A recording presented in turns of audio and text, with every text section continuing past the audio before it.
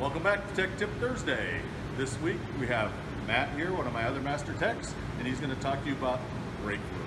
So I'm just going to show you the way that we test the .4 brake fluid in your systems when they come in for service. It's recommended to change it every 2 years or at 3% or more water content. So we have this little tester here that we use to put in the fluid to test it. We just pull the cap off your master cylinder, turn our brake fluid tester on, and put it inside there.